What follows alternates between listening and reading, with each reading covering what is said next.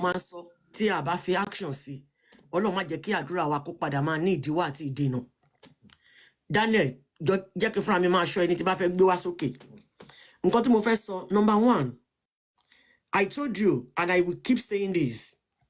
Aside from coming live, I have Yoruba lawyer tó gbóná and I have Irish lawyer tí mò ń lò níbí báyìí. But the reason why I have that Yoruba lawyer is for the person to be guiding me on this case of Mohbad. Because láti jọ́ tán ti bí mi, I have never seen something like this in my own entire life. And God sees my heart. I am not here to chase clout. I have built my name on social media. I advertise for people if you are selling stuff. Mo ma wọ́n tí mo ní onílẹ̀ tí mo advertise fún. Mo ná àwọn tó ń ta kitchen equipment on my Facebook page. I have been on this social media 2020. It might be just 2020, towards end of 2020. But only not how long, how well ni. Mo dúpẹ́ ibi t'Ọlọ́run ti bá mi bọ̀. Mo dúpẹ́ ibi tó bá mi dé, and I thank God for where He's taking me to.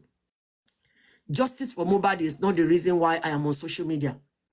But just because of my heart desire is what brought me to Justice for Mohbad. If I can be buying my own ticket buying tickets with my own money, going from one country to the other, and be showing everybody living in Nigeria, okay, look at how Iloyinbo is. You need to stand up and fight for your rights. And when this guy, or when they off this guy, that's when they off this guy in an unlawful way. That is why I joined the cause, that we can fight this cause and get our freedom that we're looking for in Nigeria. But if you don't know the God we're serving, if you are not I don't mean want to be man, you can be seeing us fighting for justice. You can be counting some people anti-justice, but God sees all our hearts. You might be calling some people anti-justice. Oh, please, Ọlọ́run. Many people, what of about the people that they call themselves that they are justice for Mohbad, they are on Mohbad's side. What they are doing underneath is uncalled for. Many people on this justice journey, many people are looking for their own pockets. Many people are looking for how to make money on this justice. I am not mentioning anybody's name, but I have seen a lot. I have enough proof with me. But I don't have grace to come out and call anybody out. Ọlọ́run nìkan lọ́ba onídàájọ́ tó máa ṣèdájọ́ oníkálukú, tó máa fi èrò ọkàn oníkálukú dá lẹ́jọ́. But ẹni tó bá mọ rere tí ò bá ṣe ẹ̀ṣẹ̀ ni. Mi dẹ̀ fi kẹ́ Ọlọ́run dá mi lẹ́bi lórí ọ̀rọ̀ justice. I don't want to blame myself at the end of the day. If I see any truth that is going to move this justice forward, I will come to my platform and say it, whether anybody likes it or not. If what I'm doing pleases God, who can be against me? Only to about ni ìdáláre nínú ọkàn. Ìsinmi ológo lèèyàn ní. I will have eternal peace. For me to have eternal peace, I will keep saying the truth. I called my 2 lawyers. I was disturbed yesterday. I have been disturbed for the past 4 days that they invited Mohbad's dad. And if you could remember when Mr. Guresi was here 3 days ago, he called me Alasheju. And the reason why he called me Alasheju, that moment tenumo nkan ejo momi bi kilo yinbo keyan tenumo nkan when you keep saying something that you don't let go easily. He said that to me. Am I right? Yes, ma'am. So when you say something consistently, Abby. Yeah, God bless you, ma. So that was the name he called me day before yesterday. And the reason why he called me that name, there's something that we have been crying for, that we need Baba PR to be doing his job. Not Baba supposed to be coming on social media. They are pushing that man. They are leading him astray concerning this justice. And I will tell you, thank you, Dido. I will tell you the reason why I'm saying this. Mr. Guresi said something here a few days ago. He said, whatever they have done, they will send the PR out to come and say it. But now, I was asking myself yesterday, when Mr. Guresi come to a platform to tell us to read what was on the Punch news yesterday. I will read it if you want me to read it. When Punch was referring to Odumosu as the lead team of Mohbad's dad, the lead legal team as Mohbad's dad, and everybody has been complaining concerning this Odumosu. That is not the bone of contention why I'm going to say what I'm saying this morning. When I spoke to my lawyer, it seems agidity Mr. Oluwabami Walobashi tí ó gba odindi ọmọ lọ́wọ́ wọn realize mistake wọn, and is still dwelling in that same mistake. And I pray this morning for him not to regret his actions with his own agidi, his own stubbornness. No one is an island. Baba Aloba, Mr. Joseph Aloba, you have your own two eyes. You have ears. You talk to God. Which kind of God you are serving that you don't know right to left? Many people that you are surrounded with are your enemies. I'm not sorry to say it. I will read something. Because now you have lawyer, Sam Shitu. Let me tell you something. Sam Shitu is working for National Assembly in Nigeria. Sam Shitu is working for NDLEA in Nigeria, according to my findings. Let us ask ourselves, how can this man face Nigerian government? How can Mr. Shitu allow Mr. Aloba to be going himself on social platforms, to be granting interviews? Láti lọ ké gbàjarò. To me, as Ogbomode Temi, it's just like Mr. Kinotin Poruko, Alhaji Oriyomi Hamzat. When Alhaji Oriyomi Hamzat wanted to take over the case, he saw some things that he knew is beyond his power, and stylishly he removed himself. Same as Brekete. We don't know 100% sure now. Maybe Brekete is on the case or not until when I see Mr. Aloba with my two eyes going back to Brekete to talk. Kinfoju Alamiri ni ma believe Brekete she wa nínú case yen. Thirdly, nobody will know the dirtiness in this case. But when they go into it, anybody working for Nigerian government cannot do this case. Let me tell you the reason why I'm saying this. I'm saying this. Bella, please, don't come and abuse Baba here.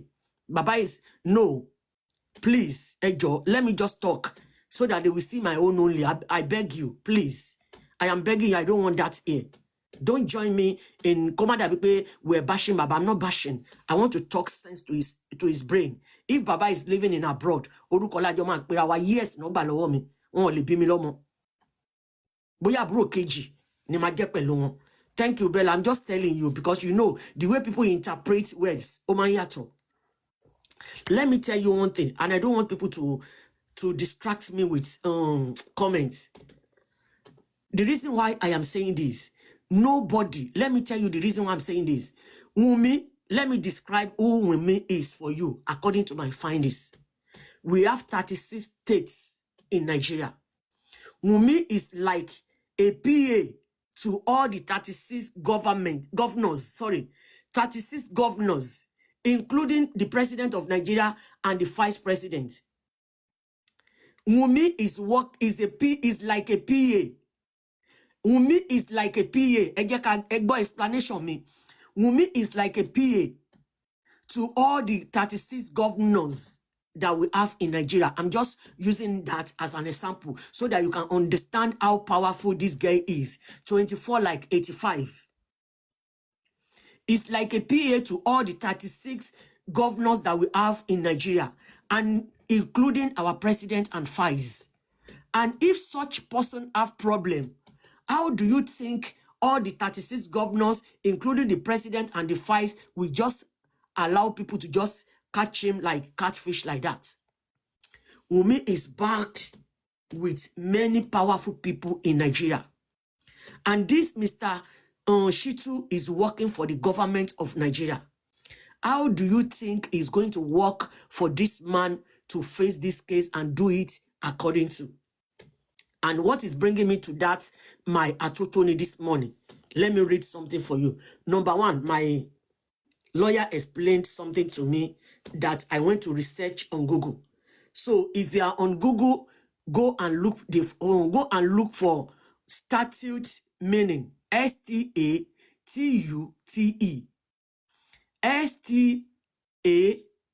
STATUTE. Statute limitation. What is statute limitation according to Nigerian law? The statute of limitations is a law that defines the period during which a lawsuit can be brought in court. And when the period specified in any statute of limitation has passed, tó bá ti expire, God bless you, Abike Ade. And when the period specified in any statute of limitations has passed, it means that the lawsuit will no longer be filed because it will become prohibited by law. The petition that Mohbad wrote to Oba Elegushi, thank you, God bless you, Daniel, wrote to Oba Elegushi. The lawyer supposed to have allowed to have let Mr. Lobal know what he can do concerning that that petition before the petition expires. And the petition, by the grace of God, is going to expire this month of June 2024. And when that statute of limitations expires, nobody has any right to mention Oba Elegushi or Sam Larry anymore. Nobody has right, maybe especially, maybe only we people that are living abroad. But if you do it in Nigeria and you are caught, you will face the law. It will be something that has passed and has gone. Thank you, Abike Ade Obama. It will be something that has passed and has gone at the end of this June. Anytime from 1st of July 2024, nobody can mention Oba Elegushi, Sam Larry, Ebele, Olele, or whatever they call them. They can't mention their name anymore. They call it statutes of limitations. Nobody will be able to mention Elegushi anymore. That is number two. With the power Wunmi has, and with the way things is going now, okay, let me go into petition now. The reason why I am pained since yesterday, Mr. Guresi promised us, okay, I believe it should take years. No, according to the law, it's going to expire this month. Hello, check it. According to the law, yes, sorry, I have spoken to my lawyer in Nigeria. So they told me this. So nǹkan tí mo ṣe wá wà pained now ni pé ọ̀nà méjì ni ọ̀rọ̀ yìí. Let me tell you, and I will tell you confidently today, Oba Elegushi has no hand in buying of Mohbad. Wunmi did it herself, but because she has all the backups, Obilipe, she did it and she has no remorseful about it. Please repeat, let's share. It's called Statute of Limitation. STATUTE. Limitations. LIMITATIONS.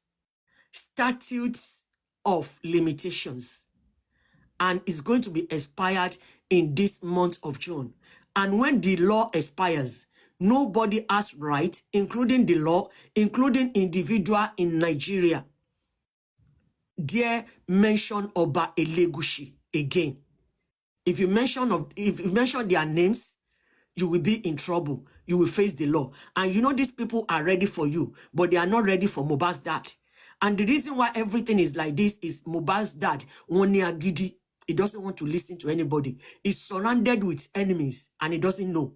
And the Agidi that find his glorious son is what is trending upon now. Mr. Loba is seeing himself as a celebrity now instead of doing the needful and be claiming your celeb after the justice of your son. I knew you shame Baba. Emi sọ fún yín, I will keep saying this because emi o téèyàn bá ní pé kéèyàn téèyàn lọ́rùn èèyàn tọrẹ ẹni. I want to please God only because human being will fail you. Your wife, your mother, your sister, your brother, your own son, your daughter can fail anybody. But why can't Oba address the old world when he was accused? I will tell you the reason. The reason why Oba, because our assumption is towards Oba Elegushi. To repetition yen no ṣe pa Mohbad. Wunmi did it intentionally herself. Ọlọ́run á kọ́ gbogbo wa, á mú gbogbo wa débẹ̀. Kútúkúṣù máa wu àwọn tó ní evidence lọ́wọ́. They are still coming out to give you evidence back to back. Pé tí Wunmi gan bá gbé wọn lọ sí court gan, ó máa jẹ̀bi. Wunmi did everything. She knew everything that happened to Mohbad. I think by now, Mr. Loba should be shouting, Wunmi kí ló pọ̀ mọ́ mi. Wunmi kí ló ṣẹlẹ̀ sọ́mọ mi. She knew everything from beginning to the end. Ó dẹ̀ a máa yí àdúrà wa padà ní ọ̀la. Àwọn kan wà tó jẹ́ pé mo fẹ́ ká máa gbàdúrà fún. Àǹtí Ṣẹ́rí a mọ̀ pé Wùmí ló ṣe. But the ẹ mọ̀ wá ìtàn ṣe ń dárúkọ Démọ́lá because of that in letter yẹn ni ó fa Démọ́lá sí gbogbo wàhálà yìí. Then Ṣẹ́rí from the onset aunty, the day he disowned Sam Larry ni orúkọ Elégùṣì wọlé sí. Yes. Ó kóbá Elégùṣì. Ṣẹ́rí gbogbo ẹ̀ Ṣẹ́rí step by step mo ti follow ẹ̀. And ẹ rí pé kíákíá ló tètè disown Sammy. Meanwhile, ìwọ ni Sammy ń ṣiṣẹ́ fún. Ṣebí mo máa ń lọ sí beach ẹ̀. Sammy ni gate man bẹ̀. Mo mọ̀ ma. So òun ló ń ṣiṣẹ́ fún. But wọ́n fẹ́ Gbogbo ẹyẹ mi. Mommy B. Ṣẹ́rí man nìyẹn. Wọ́n ti ní plan àti they have plan to off Mohbad. But the time is not yet time. They have any suruma. They have plan. Yes, they have time. They have plan to off Mohbad, but it was not yet time. But the reason why they off that Mohbad that day was because of the secrets that was leaked. Mohbad confided in somebody to tell that person all his story, everything he was going through concerning Liam, that it was not his son. And that person was friendly me to Mohbad and went to go and tell Wunmi. And that person was the one that instructed Wunmi to be following Mohbad during that time. That was the reason why it was the first time that Wunmi went out with Mohbad. And in the car, according to Prime Boy, I quote, Prime Boy said Wunmi was the one that started the fight. That she said Mohbad has concubine. And they argued to the extent that Mohbad was angry and he told Wunmi, are you not doing your own? Or do you think I don't know the child you are carrying is not mine? That was the reason why, that was what led to the off of Mohbad till today that we are struggling for. But this particular Wunmi we are talking about, Wunmi is just like PA to all these 36 governors that we have in Nigeria, including our president and the vice. So tell me now, ẹni tó ń fún wọn back to back tó ń ṣiṣẹ́ fún wọn, báwo ni wọ́n ṣe fẹ́ gbè lẹ́yìn ẹ̀? And case yìí, Ọlọ́run ti gbé àwọn èèyàn dìde sí Mr. Loba. God has raised many intelligent people to stand by this man. Even you don't need to form any group. You don't need to allow anybody. All I have advised Mr. Loba, Baba, why can't you go? If you don't want people to be seeing your TikTok name, I have my proof here. If you don't want people to be seeing your TikTok name, why don't you, Mr. Titari Tebati Wole about mute and don't interget me, please. Why don't you,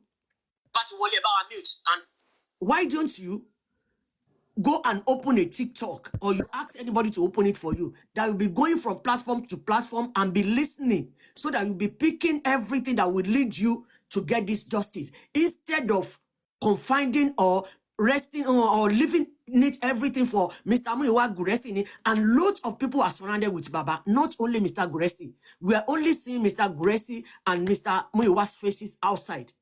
But lots of people are calling Baba misleading this man. Mr. Loba is not acting in the right way. He's playing with, because me fẹ́ dárúkọ ẹ̀ lóyìnbó níbí báyìí. Ṣé mọ̀ pé mi á máa continue láti máa sọ tèmi lójoojúmọ́, because tó bá di lọ́la tá bá rí justice gbà dédé, tá bá dẹ̀ tún rí gbà nídàkejì náà, màá mọ̀ pé ká lè wí nípa tèmi pé mo ṣe wọ́n tí mo lè ṣe. Mr. Shitu has no right to be pushing Mr. Loba out to grant interview himself. Let me tell you the content of their petition they wrote to Oba. And I want some people to put me through here. If you know the law or you know how to just break this down, I want people to come up and tell us.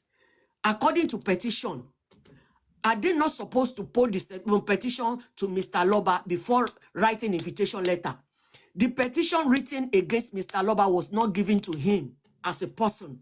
It was not sent to him as a person. It was not emailed to him as a person. It was not sent to his lawyer as lawyers. But the only thing they sent to Mr. Loba was the invitation letter that we are all seeing on social media. The Nigerian police sent the invitation to Mr. Loba that you have one petition on our table and you have to come and defend yourself. Oba Elegushi wrote a petition. Why are they hiding that petition without posting it to the world? Why did they not? Did they not give the petition or send it to Mr. Loba before they invited him to come to the police station? But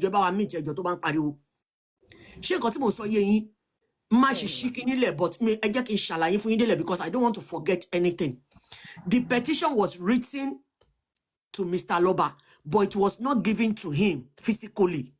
But the invitation of the police was only sent to Mr. Loba to come to the police station to come and defend his case.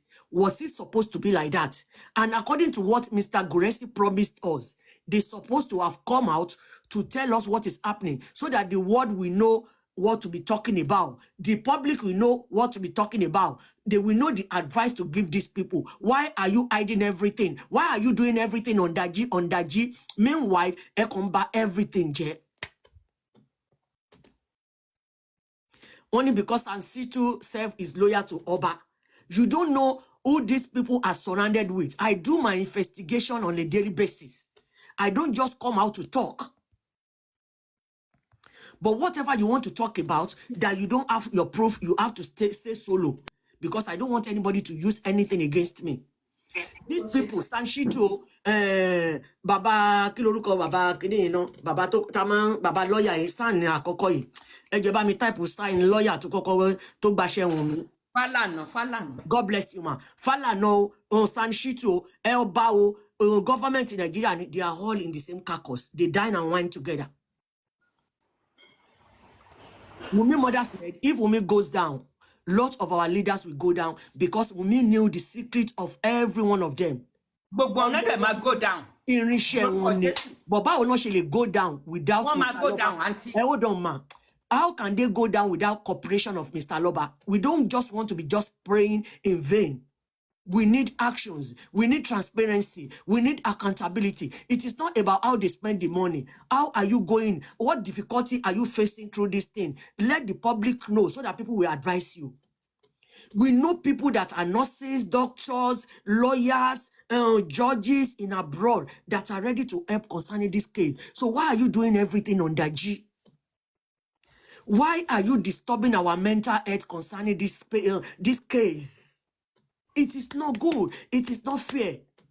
What they are supposed to have done with my own little brain, according to the petition should have been sent to Mr. Loba or to his lawyer for them to see, to have their own copy before the invitation letter of the police. Why are they hiding the original content of the petition and just be posting the invitation of the police they sent to Mr. Loba? The way they deposited Sanshito was as if it would be all over the media houses, but it's been quiet. Sanshito know he cannot fight the government. That is why he's pushing, because Olo was 100%. But Mr. Sanshito knew, and he gave Baba Mohbad go ahead to just be going for that interviews.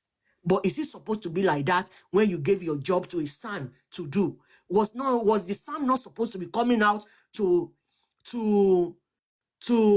carry the public along? Okay, this is what is going on. Is it supposed to be Mr. Loba coming out to do what he's doing now? Mr. Loba is not a blogger. He's not a media person. And you are sending him out to come and be telling us what is happening concerning his case that he paid for. and the public that are contributing money for this case, you refuse to let us know what is going on. Is this how we're going to get this justice? Why are we deceiving ourselves? Why are we allowing emotions to take over what is right from us?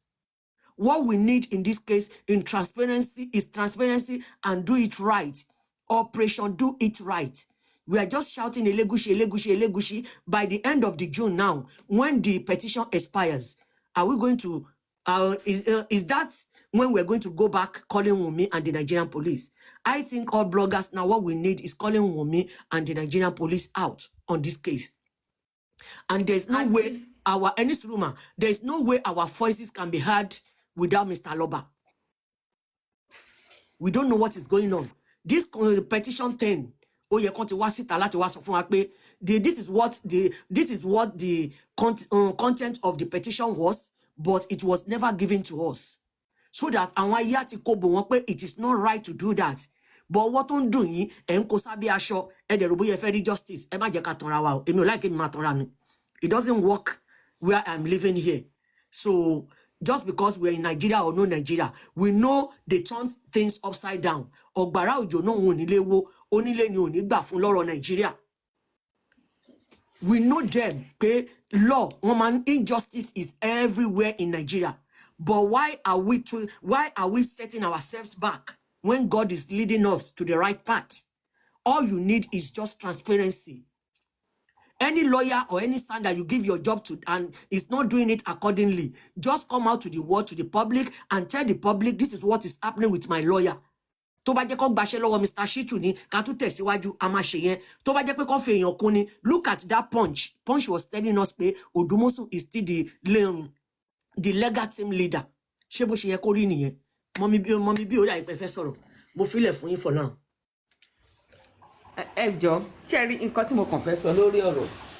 I don't know the san tẹ́ fẹ́ gbà nílùú yìí that is not connected. There is no san tẹ́ lè employ ní Nigeria that is not connected to people in high places. Because ibẹ̀ gan ni approval ti ń wá. Ṣó ti yé yín àǹtí? So kò sí san tá fẹ́ gbà. Tó bá la ṣe fẹ́ rí justice pẹ̀lú ariwo tá ń pa. Let me tell you something, ma. Sherry, I don't want us to. Yes, ma. Where we get justice. Mommy,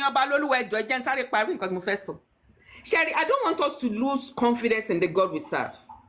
I don't want us to lose confidence in our 30 employee. Sherry, there are some things that will happen without their knowledge and understanding. It will happen naturally. I believe so much in that. And I know, Sherry, Louis, my husband is a lawyer. And I have so many sons as until we will get justice. There's no son employed in Nigeria that is not connected. Because without the approval from above, auntie, that's one thing I want you to know. So the fact that we have those people and they work for National Assembly or whatever.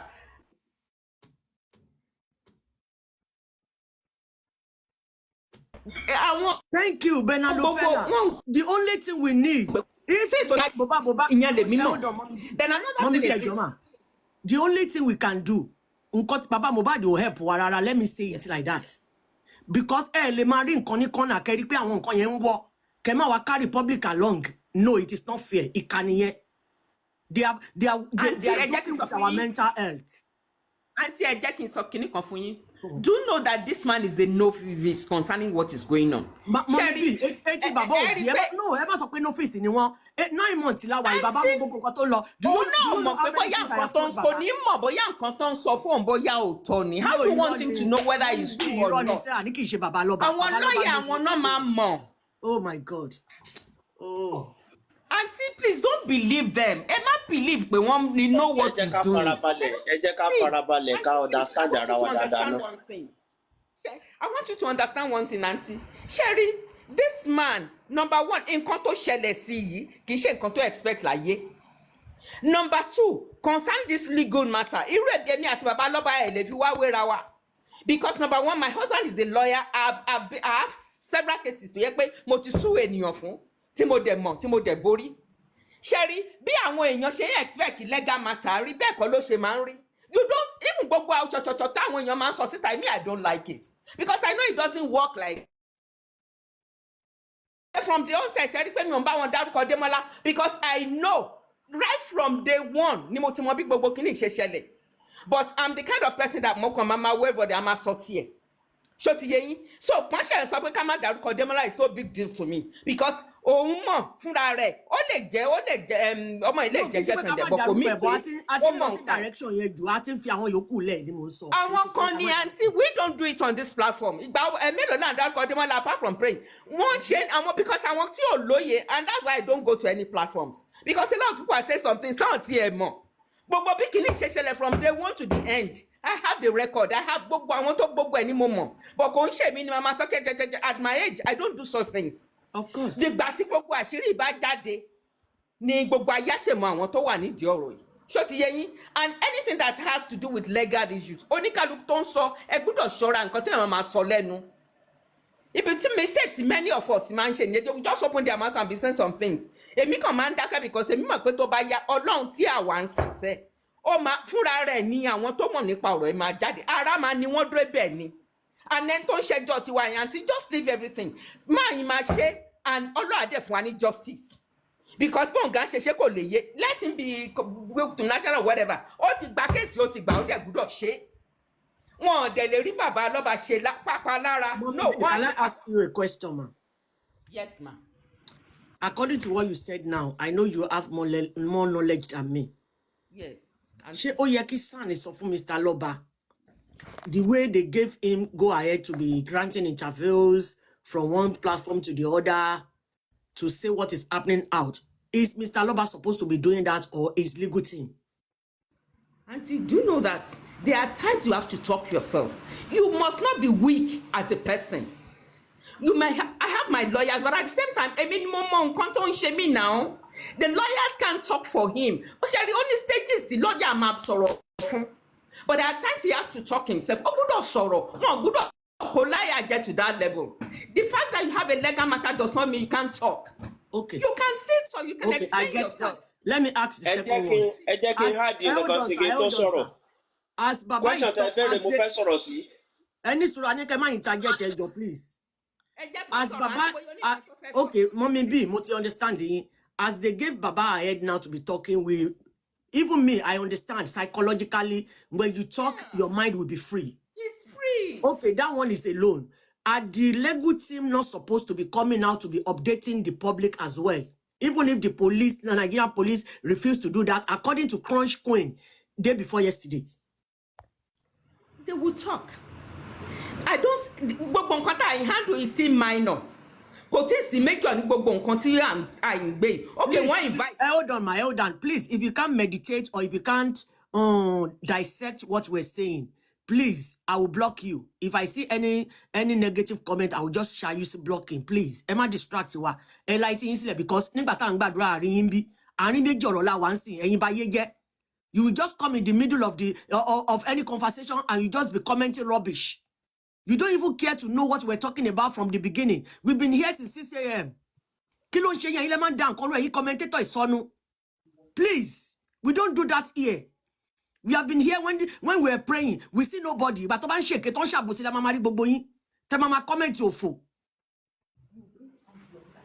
I'm not going to ignore. Come on, but I don't tolerate nonsense in my own page. But if I see anything that will bring this justice forward, I will say it.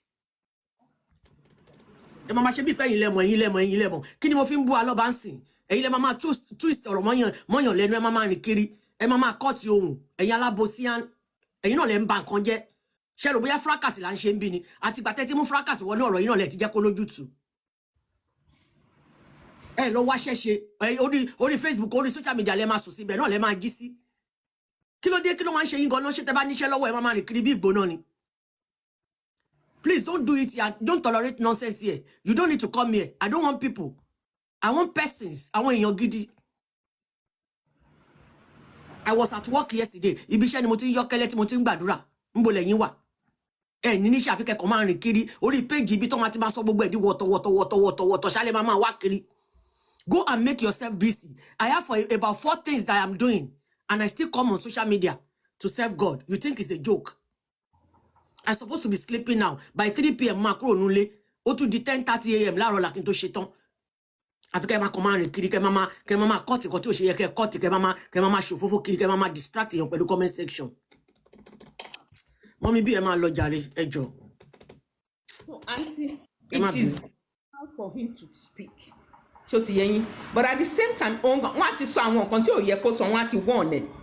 Ṣé olórí yẹn mo ti understand yẹn. Mo ní ṣé kò yẹ káwọn legal team náà máa jáde láti update public. Ṣẹ́rí Auntie wọ́n máa update wa when there's something tangible. Ṣẹ́rí gbogbo nǹkan tó ń ṣẹlẹ̀ sí they are still minor. Kò yẹ yín. Like ká ẹ̀kan ṣáwọn mọ́tìmọ́lé ń sìn, immediately wọ́n mọ̀ pé wọ́n gbọ́dọ̀ wá update wa because wọ́n mọ̀ ìpẹ́rù máa bà wá.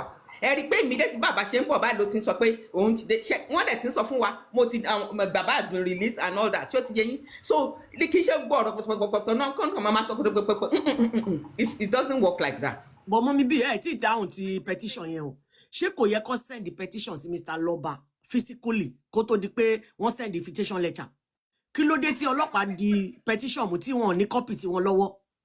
Ẹ mọ nǹkan tó ṣẹlẹ̀ ṣe rí since tí ọlọ́pàá ti invite wọn invitation yẹn làwọn fọ́ náà bá lọ síbẹ̀ yẹn nígbà tó débẹ̀ náà dẹ̀ gbé petition fún ṣó ti yé yín because àwọn petition yẹn gan lè bá lẹ́rù bó ṣe rí wọ́n máa ọlọ́pàá invite yín nígbà tó dẹ̀ débẹ̀ wọ́n dẹ̀ fi nǹkan reason tán ṣe wọ́n fi hàn so kò tí ì sí nǹkan tí wọ́n tán ì ṣe tí ò proper ṣó ti yé yín sìn that is it. Okay, o tún kú question kan ẹ má bínú because mo rí pé ẹ wà ní right person láti because abèrè ọ̀nà kì í ṣìnà. I don't want to be disturbed concerning this case. I have been disturbed for good 2 months mi ò lè sùn. So nǹkan tí mo wá fẹ́ tún béèrè ni pé nígbà tí wọ́n wá dé according to what Mr. Guresi promised us ṣé kò yẹ kí legal team kan ti wá address ọ̀rọ̀ yẹn pẹ̀lú nǹkan tó promise wa because wọ́n sọ fún wa pé nǹkan tó bá ti ṣe tó bá ti níyànjú tí ò ń ṣe àṣírí mọ́ àwọn máa sọ tí punch wa fi ń gbé kinní jáde lánàá tí inú wa fi bí Mr. Guresi náà pé kò yẹ kó jẹ́ pé bí content yẹn ṣe máa rí nìyẹn ṣé kò yẹ kó ti ṣe bẹ́ẹ̀ before the punch. ṣé pé ó yẹ káwa ti rí nǹkan tó fẹ́ kọ sínú punch. Ma? ṣé pé ó yẹ ká rí nǹkan tó fẹ́ kọ sínú punch. No. According to Punch yesterday, they made some mistake in their own content. And when I was on panelist on Comfy's page, èmi wá sọ fún wọn pé kí ló dé tí according to nǹkan tẹ́ promise wa Mr. Guresi why tó ṣe jẹ́ pé tí sọ nǹkan tó wà nínú petition yẹn kẹ́ tí wá address wa pé nǹkan báyìí náà ṣe ló wà nínú petition bàbá o because ẹ ti ṣe ẹ̀dẹ̀ tí kúrò bẹ́ẹ̀ according to what you promised. So instead tí Punch fi ń kọ̀kọ́ kúkọ́ sí tó bá yẹ pé ti àwọn legal team ló kọ́kọ́ jáde tí PR ti wá address wa ṣe mọ̀ pé Punch náà wọn ò ní lọ́kọ́ ìkọ́kúkọ́ tó kọ́ tó yẹ pé Punch ṣe wá ń sọ fún wa pé àwọn Òdùmọ̀ṣù ni lead legal team. Ṣé nǹkan tí mo sọ yé yín? So wọn wá fi Sanchitu sí. Wọn ò fi Sanchitu sí lórí Punch Òdùmọ̀ṣù. Ẹ jọ̀ọ́ ẹ jẹ́ kí n kọ́ mi níbẹ̀ yẹn mọ́ mi Adéníkẹ́ ẹ má bínú. Ṣé rí legal team tó ń tẹrí lórí Punch àwọn tí wọ́n lọ sí tó tẹ̀lé bàbá lọ nìyẹn. San ò tẹ̀lé bàbá lọ. Lead team. Ní ìyẹn legal team àwọn tó lọ síbẹ̀ nìyẹn. Why tẹ bá wo títí other side náà táwọn people yìí bá lọ sí police station tó bá release news lórí Cynthia kò kí ń sí orúkọ Fálànà ní orí ẹ̀. Ṣó ti yé yín since tó ti jẹ́ pé San ò tẹ̀lé wọn lọ sí station níbi tí wọ́n invite bàbá lọ wọn ò lè include orúkọ wọn nínú kéèsì yẹn mo understand nǹkan tẹ́yìn sọ ẹ tó lead wọn lọ ni wọ́n fi síbẹ̀.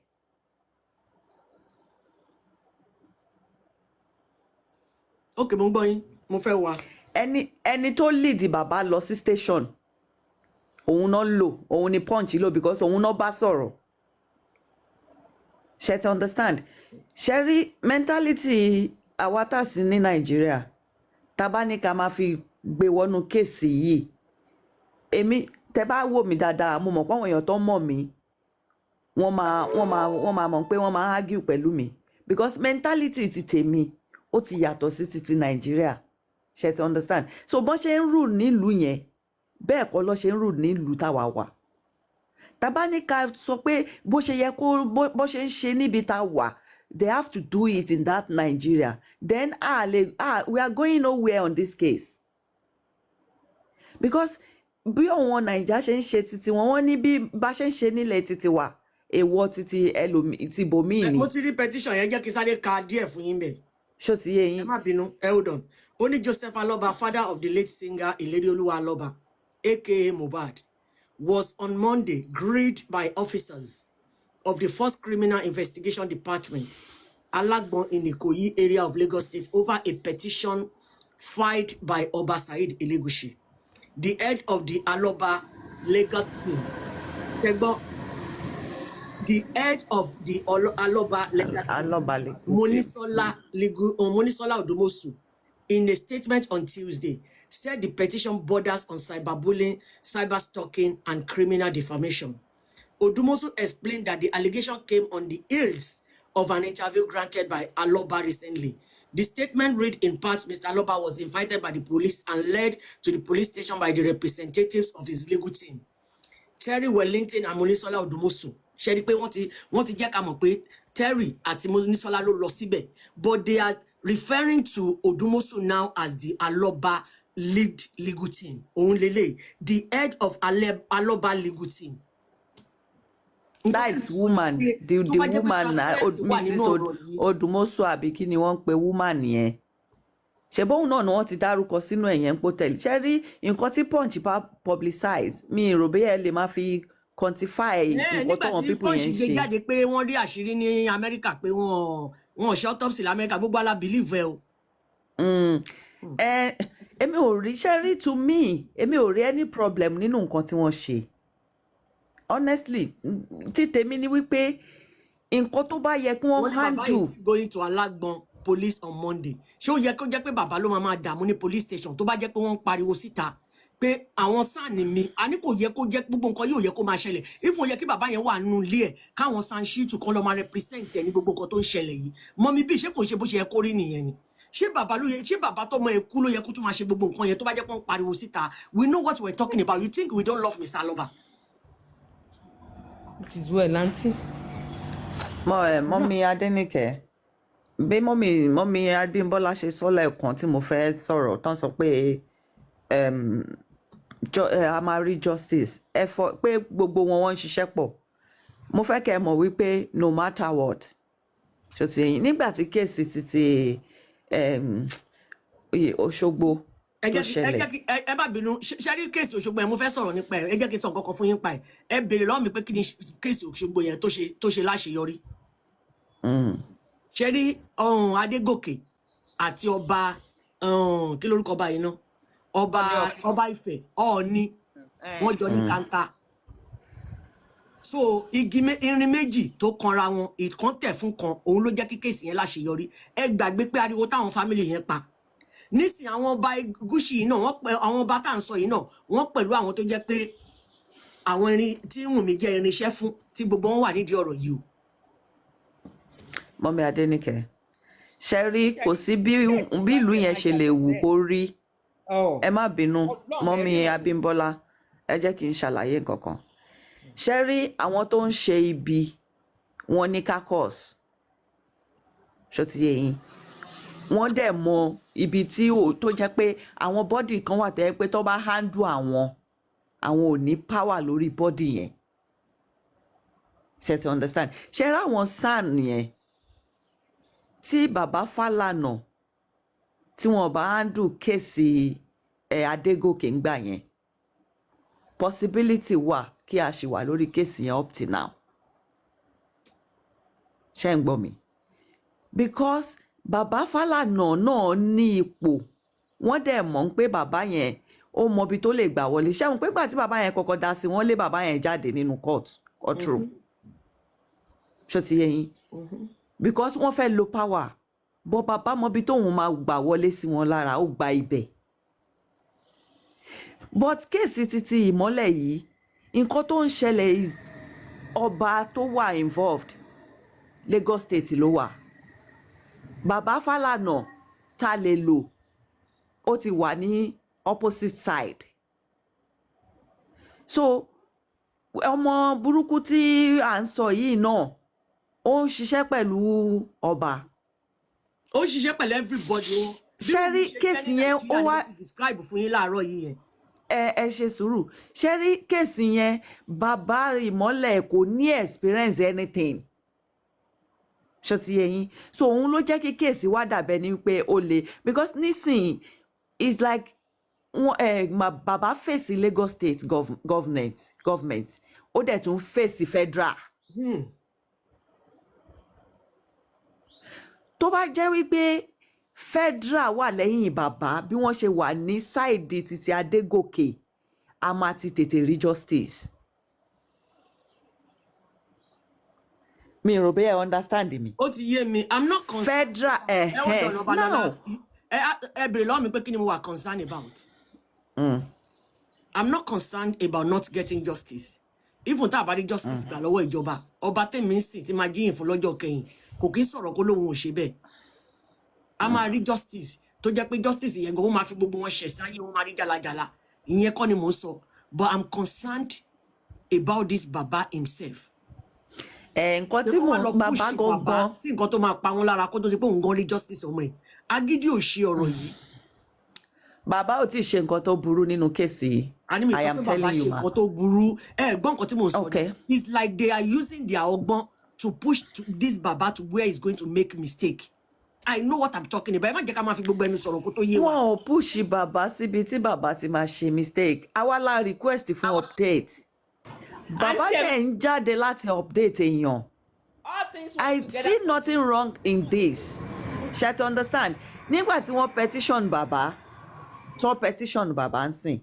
Kí ni wọ́n ní bàbá ṣe? Wọ́n ní bàbá mention ọba Ẹlẹ́ẹ̀kẹ́ṣigede.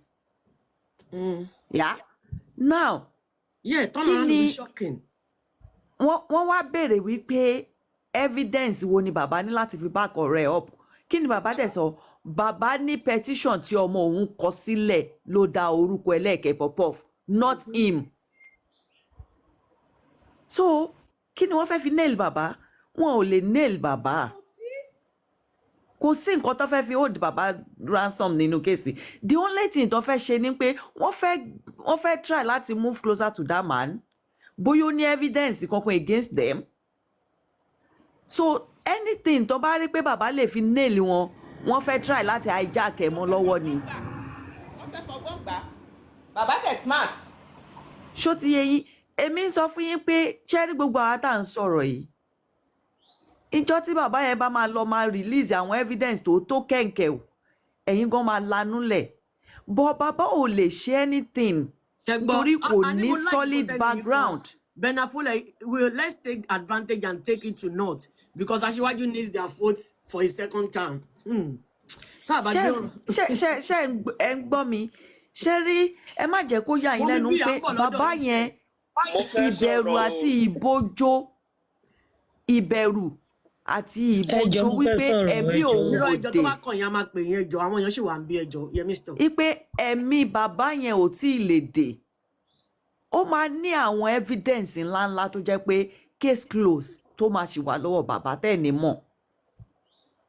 Àgbàlagbà ni bàbá, àgbàlagbà máa ń yógun jà ní. Wọn kì í expose ara wọn sí danger. Mo believe pé kí bàbá tó lè address the public. Àwọn tó jẹ́ lawyer, not San is different from lawyer. Wọ́n á ti sọ pé bàbá, nǹkan báyìí ni ẹ ní right láti sọ. Mo ní nǹkan kan tí mo fẹ́ sọ tó jẹ́ danger around bàbá, but it's not something that we can say on here. I know what I'm talking about. Ẹ mọ̀ mí now. But Ọlọ́run á kọ́ wa mọ̀ ṣe. Mo ti gbọ́ yín. Ṣó ẹjọ́ mo fi Kristi mo fi bẹ̀ yín. A ti bẹ̀rẹ̀ ìrìn àjò yìí. Mo dẹ̀ mọ̀ pé Ọlọ́run máa gbé wa dé ilẹ̀ ìlérí. Ẹ má jẹ́ kó rẹ̀ wá. Ẹ má jẹ́ ká káìsàn.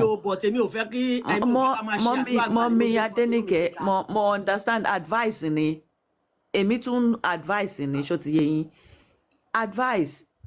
Ẹ jẹ́ ká máa fi prayer wa, ká máa fi support bàbá ẹ̀ níṣó. Prayer yọkan ni bàbá nídìí ni pé k'Ọlọ́run kó wọnú wọn, kó lọ fún rẹ̀ máa fi gbogbo ẹ̀wọ̀n wọn. Because t'Ọlọ́run bá wọ inú èèyàn tó wà lójú oorun tó rí nǹkan báyìí tó fi hàn. Mọ́mí Adéníkẹ́, ṣe rí tọ́lọ́run bá wọnú bàbá ṣé fẹ́ sọ fún mi pé bàbá ò mẹ́ni tó ń lè sá fún nínú kéèsì yìí ni. gbogbo ẹni tó lè sá fún kọ́ lọ́mọ. Bàbá is a spiritual man. Okay. Ṣó ti yé yín but níbi tí àwọn Yorùbá máa ń sọ pé tí ọwọ́ èèyàn ò bá ètè kù dà kò gbọ́dọ̀ béèrè ikú tó pa bàbá ẹ̀. Bàbá ò ní agbára Ọlọ́run ni ó di agbára bàbá yẹn. Ọlọ́run ló ń dún lẹ́yìn bàbá alọ́ba if not wọ́n á ti waste bàbá yẹn.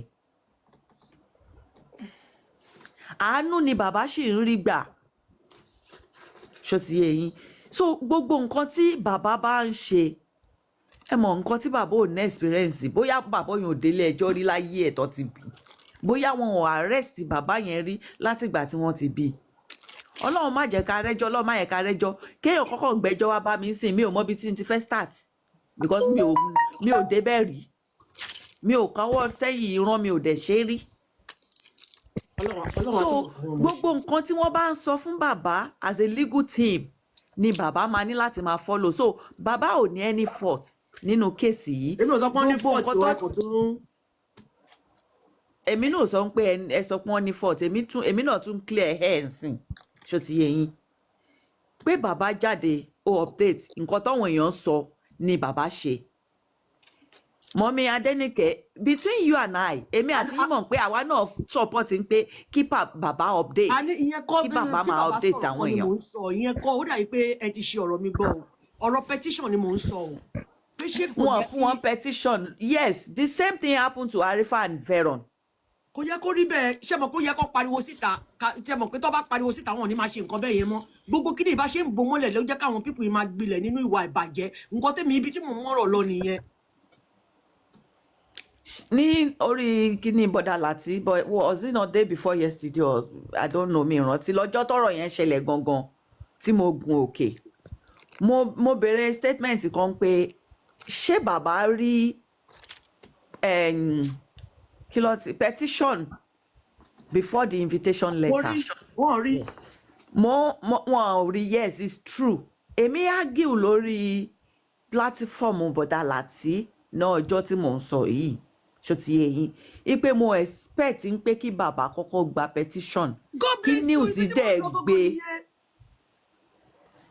ẹ ṣe sùúrù kí news gbé after then ni York dá mi lóhùn pé nígbà tí wọ́n gbé Veron àti Arifa ṣáà rí petition meanwhile èmi rí orúkọ Arifa àti Veron lórí petition online then nígbà yẹn ṣe to understand so ńgbà tí kò yé mi wọ́n try láti ṣàlàyé èmi wá ń wò ó pé gẹ́gẹ́ bí ọpọlọ ti tèmi ní ọjọ́ yẹn because everybody were like àwọn kan sọ pé alábòsí gan tiẹ̀ ní mí lọ́jọ́ yẹn wọ́n bú mi kò sí nǹkan tó fi mí wé mo wá wò pé àbó lè jẹ́ wípé petition tí Cynthia kọ ni ọba take over ni because nǹkan tèmi rò lọ́jọ́ yẹn nìyẹn tí mo fi gùn òkè pé mi sure because tó bá jẹ́ pé ọba competition why tí wọ́n show ẹ̀ fún wa òun làwọn èèyàn fi ṣe wá sọ pé no wípé no pé kí n má ronú lọ bẹ́ẹ̀ yẹn kankan. lọ́sẹ̀ tún rí ìdí ẹ̀ fún bàbá wọn ò dẹ̀ release the original copy till now ìyẹn gangan ni mò ń sọ pé ṣé nǹkan bẹ́ẹ̀ yẹn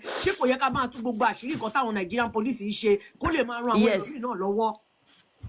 Yes ṣe rí nǹkan tí bàbá bá sọ fún mo understand nǹkan tí bàbá bá sọ fún lọ́ọ̀yà tàbí SAN òun ni wọ́n máa ṣiṣẹ́ lé lórí. Mo ti gbọ́. The only thing ta ní is that bàbá tí bàbá bá rẹ́ni máa sọ fún bàbá ń pé ó yá ẹ sọ fún lọ́ọ̀yà yín ipe nǹkan báyìí kí wọ́n bá wọn sọ ṣe to understand wọ́n máa ṣiṣẹ́ lórí ẹ̀ bọ́ bàbá ò ní knowledge lọ síbẹ̀ yẹn bẹ́yìn ṣe ń gbé yìí ṣó ti yé yín àwọn lọ́ọ̀yà dẹ̀ ní mi ò rò bí wọ́n kàn lè sọ pé okay police receive petition and police will send invite then when they get there police present it. àwọn York Daddy ló ṣàlàyé ẹ̀ fún mi lọ́jọ́ yẹn clearly. baba instead baba going there in person. yes York Daddy no clarify case yìí lọ́jọ́ yẹn because èmi gan gòkè mo kàn bẹ̀rẹ̀ sí ní sọ̀rọ̀ ní àpè how come ipe ṣé bàbá gba nǹkan báyìí àwọn náà jẹ́ kí n mọ̀ lọ́jọ́ yẹn ẹni tó máa bú mi ẹni tó bá báàchì mi èmi mo ṣáà ti sọ nǹkan ti fẹ́ sọ ṣé rí tó bá jẹ́ wípé bàbá ní experience kìíní ni tí bàbá wà into law of a things bàbá ló máa sọ fún wọn pé ok nǹkan báyìí mo fẹ́ gbà á lọ́wọ́ wọn ẹ̀yin lọ́ọ̀yà mi ó yẹ clear out. ṣé àwọn lọ́ọ̀yà wọn tẹ́yìn sọ wàláì tó bá jẹ́ mi ni bàbá ni ẹni sùúrù tó bá jẹ́ pé mi ni bàbá ó yẹ káwọn lọ́ọ̀yà wọn ṣe yẹn kan tó ẹni sùúrù Àbíkẹ́ tó bá jẹ́ mi ni bàbá ni orú gbogbo ìtàn ṣe yìí máa ti lọ wá lọ́ọ̀yà tó jẹ́ pé anybody around mi onímọ̀ tí màá bá sọ̀rọ̀ tó máa advice mi like I have lawyers mo ní Irish lawyer mo dẹ̀ ní lawyer ní Nàìjíríà tó yẹ pé tí nǹkan bá rú mi lójú òun ló jẹ́ kí n mọ̀ nípa statute of limitations yesterday he said go and read about statutes of limitations òun ló jẹ́ kí Nigerian lawyer mi ló jẹ́ kí n mọ̀ pé iṣẹ́ tí Mr. Chitu ṣe fún ìjọba rẹ̀ iṣẹ́ tó ṣe fún ìjọba rẹ̀ pé ó kéwúrẹ́ ní báyìí tó ń ṣiṣẹ́ báyìí fún ìjọba báwo ló ṣe fẹ́ gbé ara síta 100% but èmi ò ní fi gbogbo ẹnu sọ̀rọ̀ more than this Ọlọ́run á kọ́ gbogbo wa mọ̀ ṣe. Ọlọ́run á kọ́ wa mọ̀ ṣe mọ́mí Adéníkẹ́ then bàbá nǹkan tó nídìí ni pé tó bá jẹ́ pé wọ́n ní ẹnìkan tó mọ̀ nípa law secretly ṣe to understand ẹni yẹn ló máa sọ pé tí wọ́n bá ti gbé nǹkan báyìí jáde irú ìbéèrè báyìí ní kẹ́ ẹ béèrè ẹ má dá sí ẹjọ́ ẹ má bínú Mr. Tidade I'm sorry sir mo máa fi speaker sílẹ̀ nsìn microphone sílẹ̀ nsìn ẹ má bínú ṣó ti yé yín ẹni yẹn ló lè máa advice bàbá ò mọ ibi tó fẹ́ gbẹ́sẹ̀ sí ibi ọ̀rọ̀ wọn dàbí ibi tẹ́ bá darí wọn lọ pásítọ̀ ni bàbá for crying out loud bàbá ò ń ṣe lọ́ọ̀yà bàbá ò ṣiṣẹ́ ẹjọ́ rí nǹkan tó ṣẹlẹ̀ yìí ló sọ bàbá di ẹni tó ń lọ sí police station I am very sure of this so ẹ jẹ́ ká take it easy Ọlọ́run á dẹ̀ tu ọkọ̀ wa dé ilé lágbára Ọlọ́run. after bàbá ni pé after safety bàbá lèmi wà after not anything no. Mi ìdẹ̀ fẹ́ kọ́ ṣe mistake tó yẹ pé gbogbo effort wa 9 months ma go in vain. The only thing tèmi kàn máa sọ tó bá jẹ́ pọ̀ wọn legal team wọn gbọ́ ni pé this is the right time láti act lórí petition ìmọ́lẹ̀ kó tó di pọ́ máa sweep ẹ̀ sí under the carpet. Because I need much time mọ́. Èmi àtọmọ yẹn báyà ìwádìí tó 2 lóru ta wà lórí àdúrà ọ̀rọ̀ bàbá yìí náà so why would I be doing that kí wọ́n máa robi sí wọn. I slept around to 2. Mi jẹ́ ìrántí kó gbogbo ọ̀rọ̀ sí chájà. Ẹ jẹ́ kí Mr. Tidade contribute. Mr. Tidade ẹ má bínú ẹ contribute sir. Ẹjọ́ before kí Mr. Tidade tó sọ̀rọ̀ ẹjọ́ mi first drop láìpẹ́ ẹjọ́ ẹ má bínú. Ẹjọ́ I will drop soon mo fẹ́ drop now mo ní nǹkan tí mo fẹ́ lọ attend sí. What I will say is this Baba need the personal secretary.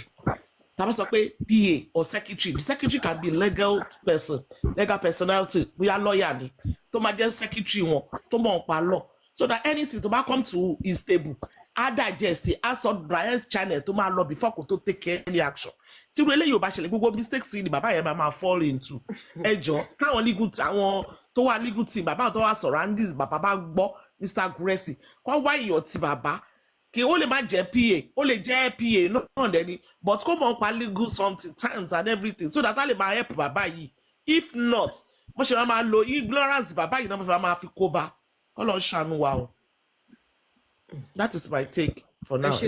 Àti Tade ó yẹ go ahead sir. Ẹ káàárọ̀ everybody Madam Adenike Abímbọ́lá Ọbalolúwa everybody àtàwọn kọ̀mẹ́ntà tó wà nísàlẹ̀ náà àwọn èèyàn wa náà tó wà níbẹ̀.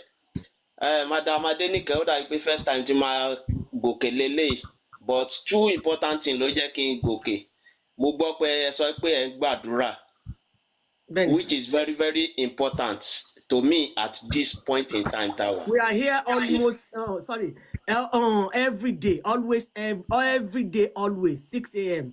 at least okay. Every day. Tí bá ń kọjá tẹ́lẹ̀ sẹ́rí bí ọ̀rọ̀ justice wa ṣe ti rí sìn báyìí èèyàn ò mọ́nú ẹni tí ó wà lẹ́gbẹ̀ẹ́. Ẹni sùúrù Mr. Tidade mo fẹ́ ẹ jẹ́ kí sáré ka comment fún yín Mr. Loba as PR already are you gonna pay do you know how many people that have volunteered including me mo pẹ̀lẹ́ tó kọ́kọ́ volunteer pé kó lọ gba PR pé màmá sanwó ẹ̀ kó tó di pé èèyàn bíi 4 ti dìde pé àwọn máa assist wa pé kájọ máa dáwó kíní yẹn ẹ máa sọ̀rọ̀ yín lọ.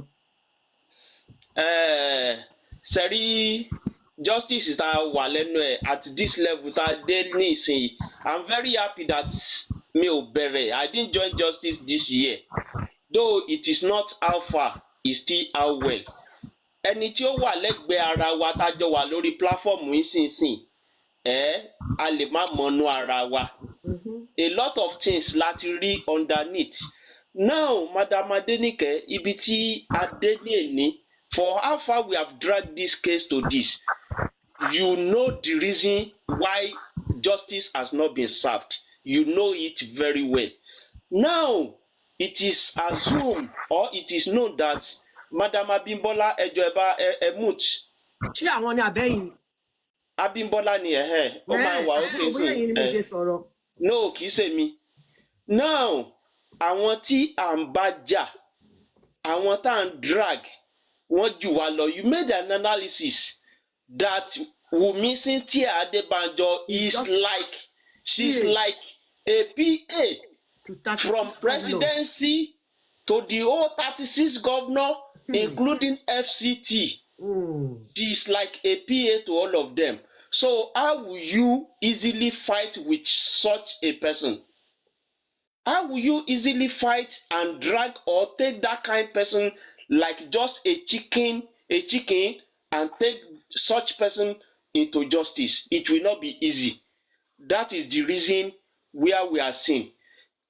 We get to a level at the same time. Even the lawyers we are dragging, okay, we employ you today. Tomorrow we see a lot of things underneath. Why we think this person will not be able to work for us judiciously. Look at when we started with Sansitu. All of us are so, this and that. Now, Sansitu has not heard to us, but we see some things now that we think Sansitu will not be able to speak truly, openly at the same time. Let me use it because mọ ọkàn èèyàn bí mo ṣe ń sọ̀rọ̀ yìí ẹ̀ mọ ọkàn mi nǹkan tí bá sọ síta lẹ̀ mọ̀. Now mọ ọkàn Sansitu, the way Baba is coming out to talk may be another logic at the same time. And téèyàn bá ń bá ẹni tó jù yàn lọ́jà, at every step you take at times we will always see some mistake, fault, because ẹni téèyàn bá jà ó jù yàn lọ. Anything you do, there may be some mistake pé ó bá ti ṣe báyìí. That is why what Baba is doing, mi ò against it. Sansitu, because of ibi tó ti belong sí, ó lè má ṣe bí kò fẹ́ front at the same time. Then with this status that you just mentioned, I know they should know at the same time. I don't know before that it has some limitation whereby you can drag. I know that things has limitation, but they should be able to do something by now. But in essence, Madam Adenike, ó ti pẹ́ tá ti ń bọ̀, tá ti ń drag a lot of things. We've opened, in fact, a ti ṣe case yìí tán ní orí black cap yìí. Ọlọ́run. A ti ṣe case yìí tán lórí black cap. Very minor case ni lójú. I know that you have been coming from a long time. Èmi àti yín àti ìjọ sọ̀rọ̀ báyìí, but I know you. And I expected that to some extent you know the name. Though I have two names, but this one is the one that I've been using for some time now. Okay, Black Roses, I will explain everything to you when this man finishes. The problem we have is because of this government. And at the same time, kò lè easy. Mo sọ nǹkan kan presently lórí olórí ẹbí that at this juncture now, what we can do again, nígbà tí Ọlọ́run ni gbogbo wa ń pè, àwọn tó ń ṣe bí náà wọ́n ń pe Ọlọ́run, and Ọlọ́run adákẹ́dájọ́ ni wọ́n máa ń pe Ọlọ́run, Yorùbá ló máa ń kì í bẹ́ẹ̀. Madam Adenike, tẹ́ bá ti nígbàgbọ́ pé adákẹ́dájọ́ lọ́lọ́run, justice, Mohbad is going to see justice, but a lot of people will go down with it, and before a lot of people will go down, everybody máa fọwọ́ sí that. In fact, àwọn kan mọ̀, okay, we are saying the world has not come to an end as a Christian because some people had not heard about the salvation of Jesus Christ. Àwọn kan ìwà tó jẹ́ pé ọ̀rọ̀ wà lẹ́nu wọn. Àwọn kan wà tó jẹ́ pé they have to go down on this case, but wọn ò tí ì jáde síta, àwọn èèyàn ò tí ì mọ̀ wọ́n. Àwọn tí wọ́n ti sọ̀rọ̀ la mọ̀ bí tí wọ́n ti jáde sí, la mọ̀ irú èèyàn tán jẹ́, la mọ̀ bí wọ́n tán ibi tí wọ́n fi sí. But we still have a lot of people underneath that still has to come out and see disgrace. Baba Loba, God will always protect him. Amen. He should continue to see if he's not talking. God saved that Baba. If people have seen that Baba the week Mohbad died, they might have lynched Mohbad, Abi Baba. They might have lynched him that week if God has not protected them beyond that week. Who knows if they did see Ọlọ́run tó ní pé Mohbad máa rí justice olójẹ́ kan exhume ẹ̀ ló jẹ́ ká rí bí wọ́n ṣe bury Mohbad. A lot of people did not know. So àdúrà tá à ń gbà yìí, let us continue. Let us continue to expose some things. Baba ò lè sọ àwọn nǹkan kan sí, but Baba will continue to come out. Let us see, we that are outside, please let us see how we can invite international community to this, that will make things to get more open. To me, Mohbad has seen justice 50% because everybody Timo. History will always tell us stories. We know what has happened now. So let us continue to pray and expose some things, and we'll pray for Baba Loba. That is just my own take. Thank you, Then sir. a lot of things wà tó jẹ́ pé a lè máa sọ lórí platform at the same time, because the more we talk, the more they see some things. Yes, I've said That is it. why a ní lè máa sọ gbogbo ẹ̀. Even some of us with our intelligence tá a ti pẹ́ lórí ẹ̀, if we continue to say some things, it may be dangerous at the same time for Baba. But if Sansitu cannot come out to front some things, he is more or less an APC lawyer. He is working for NDLA. He's working for House. Now, if he cannot front to come out to be saying some things, then what? Any other son tá bá fẹ́ gbà mélòó nù wọn ló máa lè come out outrightly to face. It's just a pity that we are not Hello, close to Mr. election. Mr. Sitade, let me say something. I will say it in English because of the black roses. What you are saying now, that because they employed Mr. Sanshitu, and now Sanshitu is working for the Nigerian government, he might not have the privilege to front the case like we expected. But let me say something. If that is the case, and the team that is working with Baba Aloba privately sees this, there is no way they can just tell Shitu not to work, not to continue his job. But any mistake they see now, what I am after is for them to be saying it out loud to the world. So that son will have no choice. There's no way you can go inside a river that you want to have your shower or your bath, and you go inside the water and you are crying that you are cold. It is not possible. You've signed a contract. You have to do your job diligently. You should know you are working for the government before you take the contract.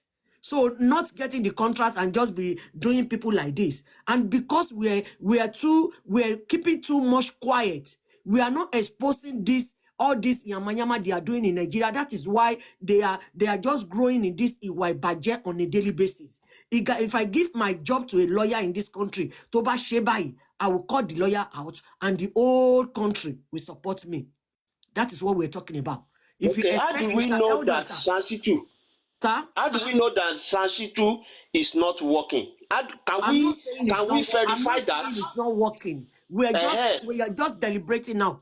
Yes, ma. Yes, ma. We are talking together. Hold on. Even Mr. Loba, that is not a lawyer, we know. We think in his head, why is this man doing this? Including what people are saying on social media, if Baba is aware of what we're saying. So if they see anything that is not right with any son or lawyer they employed, they should cry out. That is my own problem. The more you speak out, the more relieved you are going to be. And God will bring solution through this public as well. Not hiding everything, doing everything, anki-panky under, until when things has no remedy, then they will now come out to come and be telling us this is what happened. I know what I'm talking about. I know my research. I know what I have had. I know what we have talked about on this social media that they're supposed to do that they did not do. That is bringing us backward now. Yes, it is true. A lot of things ought to have been done. according to our analysis. But at the same time, if we raise any letter or petition today, Thank you, Black see, a Roses. lot of And things I will are add more. abnormal. A lot of things are abnormal. Now, Let us if Wunmi expose has anything guts, exposable. If you give the lawyer to any, if you give the job to any son and you see them doing any hanky panky, tell Baba to cry out on his platform. If you see any lawyer among them doing hanky panky, tell Baba to cry out. Let's be exposing all this iwa ibaje, all these dirty things they are doing in Nigeria. This will save more lives, not only justice for Mohbad only. These people need to sit tight. Terry, We need to let the whole world know what they are doing in Nigeria that is killing us every day. that is good. We need to do that. But those people that we employed now you said before you slept yesterday was around 2 a.m. How are we not sure that Shansitu and Baba Loba did not sleep on time as well? If we have some information, The reason why, okay, let me tell you what brought this. It seems you don't understand what I'm saying. No, Okay, I do, but me ò fẹ́ fault anybody at this level I'm not because faulting àwọn them tá as à ń bá well. jà I'm not faulting them. We are just looking for solution. àwọn tá à ń bá jà ọgbọ́n la fi bá wọn jà. Okay, sir, mo ti gbọ́ yín. Ẹ jẹ́ kẹ́lòmíràn tún ṣe submission. Kẹ́lòmíràn tún sọ̀rọ̀ ọgbọ́n la máa fi bá wọn jà àtàdúrà. Then before you respond, hold on, let me explain something more to Black Roses. Black Roses, and we said something again. We said by now, Baba ought to have looked for a private lawyer that he can be paying just to get advice. Whenever he gets anything from all his legal team, this person will be private. It might be Hausa, it might be Igbo. That when Baba sees anything that he is not sure of, or he sees anything that is doubting among his legal team or anybody around him, he can just go and call that person in private. And by now, Baba's supposed to be using 2 phones that nobody on this earth will know the second one. The second one is the one he's supposed to be using. The phone Baba is using now that everybody knows. I'm not going to say anything more than this on this social media, but he needs to be very, very careful. I know what I'm talking about 100%. We are solidly behind him. We want him to get justice. But at the same time, I don't want the love I have for him get me carried away from saying the truth or from saying anything that is going to save him. Continue, Yemistos. Káàárọ̀ Madam Adé káàárọ̀ gbogbo ilé. Nǹkan tí èmi tiẹ̀ béèrè ni wípé irú ìgbà tí bàbá ń lọ lọ́jọ́ Monday yẹn ṣé SAN ló yẹ kó tẹ̀lé wọn dàbí Òdùmọ̀ṣù ló yẹ kó tẹ̀lé bàbá? SAN ló yẹ kó tẹ̀lé wọn, SAN wọn ló yẹ kó tẹ̀lé wọn. Kí ló tó wá jẹ́ pé SAN ò lọ tó wá jẹ́ Òdùmọ̀ṣù ló lọ? I don't know. Ṣé fúnra wọn ló decide pé ọ̀rọ̀ Òdùmọ̀ṣù yìí lọ́wọ́n fẹ́ àbí wọn fẹ́ I Sanṣí? don't know. We can't say. We just don't know. That is why we have been crying for Because transparency nǹkan tó ń kọ and jáde fún wa ń accountability. bẹ̀ yẹn nǹkan tó ń Thank kọ you, fún wa Black tá à ń gbọ́ Roses. pé Òdùmọ̀ṣù ń kọ yẹn tó ń kọ jáde yẹn ó wrong kì í ṣe nǹkan tó yẹ kó Even kọ. we need 3 sons. To me, hold on, hear me stop. We need 3 sons. One from Yoruba, one from Igbo land, and one from Hausa. Let 3 of them Yes, face one another. yes, ó If dàbí it nǹkan takes you to go to tó Kutonu to go gbọ́dọ̀ and ṣe bring lawyer nísìnyí. to Nigeria concerning this case, bring it. We need private investigator that will be working with the American government, crying out since all these days. Ó ga o because mo tẹ̀ ṣe ń gbọ́ lórí ètò ìsìn ṣe ló ń yà mí lẹ́nu pé kí ni SARS tá a wá gbà kí ni iṣẹ́ ẹ̀ ṣe bóun ló yẹ kó tẹ̀lé bàbá ó mì pé kò help wa lórí gbogbo ọ̀rọ̀ wọn arífáǹgbà yẹn. I think Mr. Shitu now is being careful with his own reputation as well because it is at stake. Nígbà tó ti mọ̀ pé òun ò lè gba front òun ò lè ṣe kinní wọn bá má ti gbà rárá kó jẹ́ ká wẹ́lò mi. Òdùmọ̀ṣù oníkan God will help us. Òdùmọ̀ṣù nǹkan tẹ bá rí nǹkan tó ń kọ síbẹ̀ yẹn lánàá tí mò ń tán kà lọ́dọ̀ bọ̀dá Láti wọ́n dẹ̀ ń parọ́ Òdùmọ̀ṣù dẹ̀ ń sáìn pé òun wà ń bẹ̀ òun ṣe kinní kan kò dẹ̀ bọ́ síta kó wá ṣàlàyé nǹkan tó bá bọ̀ ní ọjọ́ Monday God kó sọ bless fún you. wọn. Nǹkan tó gbé Tó bá wa ti lórí jẹ́ kó ọ̀rọ̀ ń yìí láàárọ̀ parọ́ yẹn, pé ṣé kò yẹ òun kó epo rẹ̀ ò president sọ̀rọ̀. jáde láti wá address the public. Kó address kó wá sọ nǹkan yẹn nígbà tí ẹ̀jẹ̀ ọ̀pọ̀ gbowó àwọn gan ló iṣẹ́ ń parọ́ ẹ̀jẹ̀ ní pé pé ká keep quiet wúndù ká kàn má kankan gbàdúrà odidi lọ́ọ̀yà tó ń gbà èmi ò tó ń láìka àdúrà parọ́ pé mi o. wúndù kankan ò sí lára ìlérí olúwa tí wúndù dẹ̀ wà lára ẹ̀ odidi lọ́ọ̀yà wa tó ní àwa ń parọ́ ṣé yẹn lọ́ọ̀yà. bàbá lọ́ba ló jẹ̀bi o ẹ má jẹ́ ká tanra wa ṣẹ́rí tí nǹkan bá ti dé báyàn kò ń dé báyàn kò yẹ rí ọlọ́run ní jẹ́ ká burú dé báyàn ikú ọmọ nìkan ni mi tí ì rí èmi dé ẹ má mo dẹ̀ jẹ wà láyé èmi ò fẹ́ ká ṣùgbọ́n èyí tó waste time fẹ́ ara fara kan má pa máa sọ tọmọ pé wọn ẹ má gbogbo lọ́ọ̀yà tá gbà yẹn àti rí lọ́ọ̀yà gbà o nǹkan tẹ́ sọ ẹ ní má mo ṣe sọ máa bẹ́ẹ̀ tẹ̀lé kán gba yorùbá kan kán gba haúsá kan kán gba yíbò kan nǹkan tẹ́mi support nìyẹn o of ìyẹn ló fi course jẹ́ gbogbo effort wa gbogbo wàhálà wa gbogbo ẹjọ́ wa a lè rí nǹkan tá à ń ṣe o wàásóbíà lánìdí lórí ọ̀rọ̀ yìí wàásóbíà ojoojúmọ́ a lè sùn not a lè wo government lórí lawyers ọ̀rọ̀ a lè alone sùn a lè wo gbogbo orun tá à ń sùn gbogbo ẹ̀ ló ti wà short torútorú àná mo ṣì wà ní online kí ló dé ẹ kàn ń wèsì gbogbo energy gbogbo stress wa gbogbo àdúrà wa ọlọ́mọ kí gbogbo ẹ̀ máa bọ́ sófo kán ṣàjọ o. okay then I've ẹ spoken jẹ́ to the journalist that was Odumosu's daughter who gave that report and that is why people have been rejecting this Odumosu. How irọ́ can you irọ́ be irọ́ living ó in dẹ̀ ń UK and gbórúkọ be ẹ̀ giving síbẹ̀ the job to your daughter in Nigeria? It's uncalled kí ló for. dé gan Let us irọ́ do yẹn tó ti ń pẹ́ this lánàá with báyìí common tó sense. dẹ̀ kọ Public are orúkọ ready to lọ́ọ̀yà donate any kéèsì tó amount that gbà we need. tó Go dẹ̀ ń and kọ look sínú for irọ́ another Igbo and Hausa son.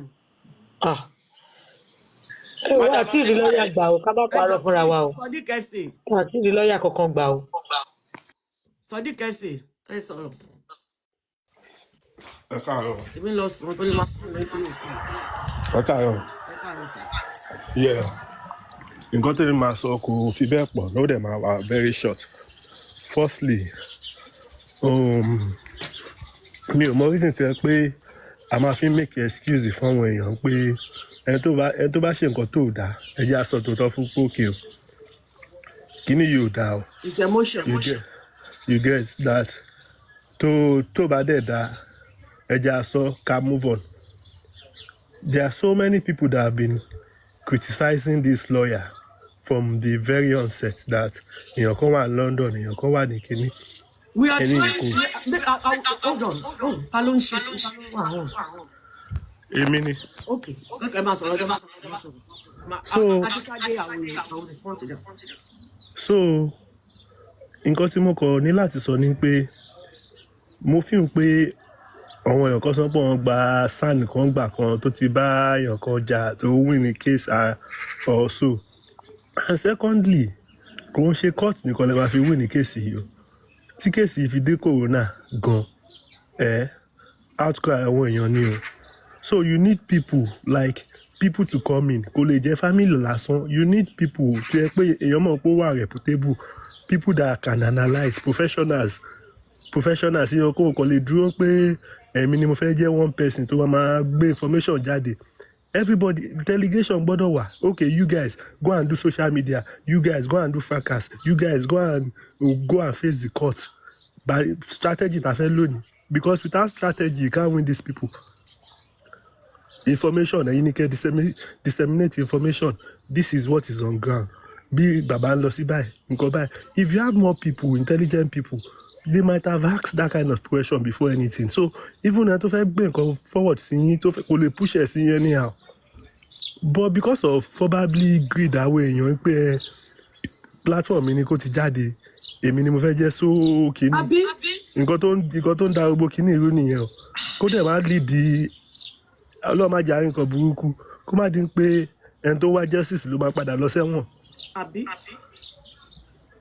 in other crime Tupac ìgbà tó kú Biggie ìgbà tó kú family kan ló ṣe case ọmọ èèyàn ló ṣe case wọ́n dẹ̀ support the family kò ṣe pé èèyàn kan máa dúró ẹ wo firstly mo ti give up case tẹ́lẹ̀ mo ṣe tún tiẹ̀ bọ́ sí online ni because tí èèyàn bá ń wo nǹkan tó ń jáde ó máa ń rún mi nínú most of the time with the way our people bá ṣe handle things ó jẹ́ ká máa handle nǹkan báyìí ẹ pọ̀ ohun èèyàn kí platform wà ẹ share ideas strategy ta fẹ́ lónìí àwọn people yìí kò ń ṣe kéèsì lọ́ọ̀ nìkan kọ́ ló máa help yín o tó fi gbé ẹjọ́ dé corona yìí àwọn èèyàn kígbe ni o. DPD ni mo fẹ́ sọ they can use PDP. nǹkan tí mo ní láti sọ nìyẹn. ẹ ṣe gan àti tálẹ́ can they drop their pride some oaths That's why, yeah, that's I have the plan, but I'm not free until next week Thursday. Maybe next Saturday Okay. and Sunday. I want to work on that. Madam Adenike, Sir? can we go into somewhere ká fi lè try láti break yoke àwọn èèyàn yìí? You are a woman and obìnrin máa ń lè kó nǹkan jọ dáadáa. Mi ò mọ̀, if possible, next week may not be too far. Is it possible for you know the remaining host and the true justice for Mohbad? Say limit, kẹ́ ẹ sọ̀rọ̀, then you people will come together so we can fight I'm working this on thing. that, sir, and that will be ineffective before next weekend. Am I worried? God Almighty will be with you, will Amen. guide you. Amen. That is one area very important that we can forge ahead. If all of you stand together, we will now form a team. The followers of A, B, C, D, E, F will come together, and we will now be able to fight. To fight the Am I mob. worried? We are fighting. Please do that. If we can do that, all of you come together. All of you come together. Yeah. Then we can look into getting some sand tó jẹ́ pé wọn ò jẹ lábẹ́ ìjọba from different area. I don't know if this case will continue to drag towards election. Ìgbà yẹn, a lot of things will open because they will now want. Mọ nǹkan tọ́lọ́run fẹ́ ṣe. Nǹkan tẹ́mi kan fún wa pé ẹ jẹ́ ká máa pariwo síta kán máa lọ ṣe anything fún bàbá Mohbad ní tèmi. That is it. Then petition yẹn. yẹn. Ṣé tán bá ti di time election bóyá ìgbà ìlàṣẹ máa lọ gbé Ọlọ́run mọ bí tó mú wa lọ. Ọlọ́run mọ, that is what I want you to believe. Justice. But kẹ́ni tó fẹ́ gba justice yẹn máa ní ìfarapa before ọjọ́ yẹn lèmi ṣe ń sọ gbogbo ilé. Okay. So in addition again, I'm getting happy now because you are smiling. You are smiling now. Your face was so frowning that you made a lot of people to get scared, as if we are not getting somewhere. But we are getting somewhere by God's grace. See, had it been this thing happened just before election, it would have been a bit better. But this time too, it is not bad. Ojú àwọn ẹni ibi tó wà ní ìlú gbogbo wọn máa fojú hàn. You can't just, Mohbad is not an ordinary person. You can't just kill Mohbad like that. People, òun kọ́ ló máa kọ́kọ́ kú now. Àwọn èèyàn ti tún kú lẹ́yìn ẹ̀. Then torúkọ ẹ̀ wà lẹ̀, ó jẹ́ pé àkàndá ọmọ ni. And ìmọ́lẹ̀ yẹn máa jọba lórí ayé. That is just what I believe. Thank you for now. But please, Madam Adenike, I know you will have been coming a long way. You may not know me, I may be silent because you have been an host. Please, let us spread this tentacle between hosts. You people should come together. All, both the major and some supporting major and the other, everybody. Then Emma worry. we get going better. Emma worry, I'm at Debe. Eba wa round up. Ṣé ojú mi ti ń padé, mo fẹ́ lọ sùn. Sister Nike. Ẹ ti wà ńbẹ̀. Ẹ jẹ́ kí mi sọ̀rọ̀ ọmọdé tèmi náà jọ. Mi mọ̀ pé wà ńbẹ̀. Mo ṣì wà ńbẹ̀. Mo kí yín, ẹ ṣeun. Ọlọ́run aláàánú ó máa ràn wá lọ́wọ́. Àmín Jésù. Ṣé ẹ rí belief tá a ti nínú prayer tá à ń ṣe? Ẹ jẹ́ ká sinmi lé. Though wọ́n ní ìgbàgbọ́ láìsí iṣẹ́ asán. Òkú ni, God bless you ma. Ṣé rí bàbá Mohbad? Ṣé rí ẹni tí nǹkan bá ń ṣe kì í gbọ́n? Ṣó ti yé yín? Kì í gbọ́n rárá àtọ̀. So Ọlọ́run tó mú irú ẹ̀yin yìí tó gbé yín jáde, Ọlọ́run fẹ́ lò yín ni. Ṣé wá rí anything tẹ́ bá ti mọ̀ pé ó lè help bàbá yìí? Àwọn tẹ́ bá mọ̀ pé ẹ rí i pé ẹni yìí ojú ló tọ́ pẹ̀lú bàbá yìí, ẹ pe bàbá yẹn dẹ̀ pé àwọn náà. Kẹ́ ẹ call attention wọn sínú nǹkan bẹ́ẹ̀ yẹn. Ọlọ́run èmi nígbàgbọ́ nínú Ọlọ́run, a máa ní justice pẹ̀lú nǹkan tí mọ́mí Bímbọ́lá sọ. lágbára Ọlọ́run a máa rí justice yìí. Bàbá ní láti padà lọ sí Brekete according to bó ṣe promise wa ẹjọ́. Yes, yes, right. Black Rose, please tell Baba to go back to Brekete. Tell him to go back to Brekete. So We need Ọlọ́run Hausa lawyer. We need á ràn Igbo wá lawyer. lọ́wọ́. Ṣé rí àwọn information tí bàbá ìbá ti ní gẹ́gẹ́ bí ẹ ṣe ń sọ, bàbá ti ní platform tiwọn. Bóyá secretary ni àbí kí ni tó máa jẹ́ agbẹnu wọn sọ. Kó máa wá fún wa ní update nǹkan tó bá ti ń ṣẹlẹ̀ lórí platform bàbá. Ká máa gbọ́, ká máa mọ̀ pé nǹkan tó ń lọ ni. Lóòótọ́ kì í ṣe gbogbo ọ̀rọ̀ náà máa gbé jáde sí wa. But kán máa jẹ́ kó yé wa, kọ́kàn wa máa balẹ̀ pé yes, ibi tá a bá ṣẹ́ dé rèé o, ẹ fọkàn balẹ̀, Ọlọ́run bá ṣe lọ. Ṣé rí àwọn ṣítù gbogbo wọn, àdúrà náà la fi ràn wọ́n lọ́wọ́. Gẹ́gẹ́ bó ṣe ń sọ pé bóyá ó ń ṣiṣẹ́ fún àwọn ìjọba. So òun náà máa guide àwọn nǹkan kan tó jẹ́ pé ó máa fi ọgbọ́n ṣe. Ìyẹn ò mí pé bóyá kò ṣiṣẹ́. Ẹ̀yà mọ̀, ọmọ ní ọmọ ọ̀dọ́ náà ṣe kí ni, ó fi ọgbọ́n ṣe. Bí èmi ṣe lérò nìyẹn. A máa rí justice. Àdúrà yìí ní kẹjẹ ká tẹ̀síwájú.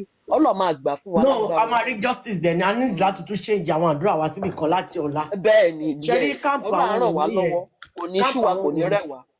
Káàpù àwọn Wùmí yẹn, a fẹ́ ká fi àdúrà scatter ẹ̀. Mo tiẹ̀ fẹ́ kíjà bẹ́lẹ̀ láàrin wọn àtẹ̀gbọ́n ẹ̀.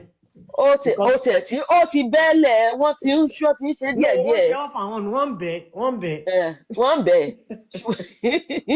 Èdè wọn ò lè yẹra wọn lágbára Ọlọ́run.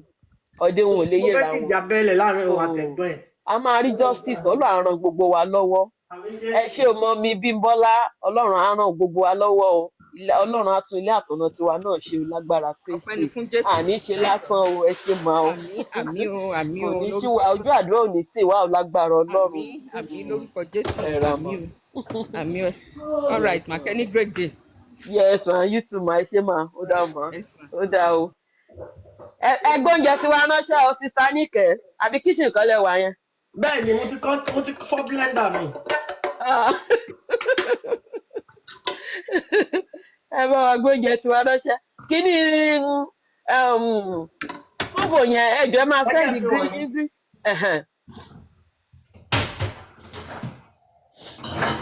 No, èmi náà máa ń ṣe sóbò yẹn, mo máa fi ginger. Bọ́lá yìí yàtọ̀, omi tútù nìkan ni. Àìbí máa ń ṣe tọ̀dọ̀ mi yẹn ni o. YouTube mi máa sọ fún yín láàárọ̀ tá a bá ń ṣe prayer. Okay, no problem. Ọlọ́run aṣọ wàjùgbà náà lọ. Kẹ́ ẹ ní nice day o. Ó dáa ma.